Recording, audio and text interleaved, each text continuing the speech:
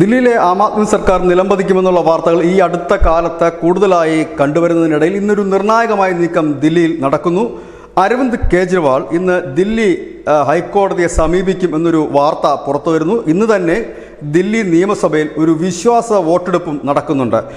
ഇതിനിടയിൽ തന്നെ ആം ആദ്മി വലിയ ആരോപണവുമായി എത്തിയിരിക്കുന്നു. BJP ആം ആദ്മിയുടെ 21 MLA-മാരുമായി സംസാരിച്ചു എന്ന ഒരു വാർത്തയാണ് അവർ പുറത്തുവിട്ടിരിക്കുന്നത്. എന്നാൽ BJPയുടെ ചില വൃത്തങ്ങൾ പറയുന്നത് 7 MLA-മാരുമായിട്ട് മാത്രമാണ് തങ്ങൾ സംസാരിച്ചത്, അവർ വരാൻ താല്പര്യം പ്രകടിപ്പിച്ചു എന്നുള്ള തരത്തിലും വാർത്തകൾ വരുന്നു. ഏതായാലും 70 അംഗ നിയമസഭയിൽ 62 MLA-മാരാണ് ആം ആദ്മിക്കുള്ളത്, 8 MLA-മാർ മാത്രമാണ് BJPക്ക് ഉള്ളത്. ഈ ED ആണെങ്കിൽ ഈ ഫെബ്രുവരി 19, അതായത് തിങ്കളാഴ്ച 6ാമത്തെ സമൻസ് അരവിന്ദ് കെജ്രിവാൾ നൽകും. കോടതിയുടെ ഇന്നത്തെ ഒരു നീക്കം നിർണായകം തന്നെയായിരിക്കും. 6ാമത്തെ സമൻസ് വന്നതിന് ശേഷം ഈ അരവിന്ദ് കെജ്രിവാൾ അകത്തേക്ക് പോകുമെന്നുള്ള പ്രചരണവും ശക്തമാണ്. ഇതിനിടയിലാണ് BJP ആം ആദ്മി പാർട്ടിയുടെ MLA-മാരുമായി ചർച്ച നടത്തുന്ന വാർത്തകളും പുറത്തു വരുന്നത്. ഈ അരവിന്ദ് കെജ്രിവാൾ പറഞ്ഞത് താൻ വിശ്വാസ വോട്ടെടുപ്പ് തേടുന്നത് മറ്റൊന്നിനും കൊണ്ടല്ല, തൻ്റെ ഒപ്പം എല്ലാ MLA-മാരുമുണ്ട് എന്ന് എല്ലാവരെയും കാണിച്ചു കൊടുക്കുന്നതിന് വേണ്ടിയിട്ടാണ് എന്നാണ്.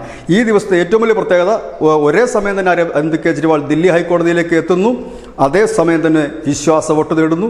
മറുവശത്ത് BJP ഈ ആം ആദ്മി പാളയത്തിലേക്ക് കടന്നു കയറാൻ ഒരു നീക്കം നടത്തുന്നതായും വാർത്തകൾ വരുന്നു. News desk, news India Malayalam.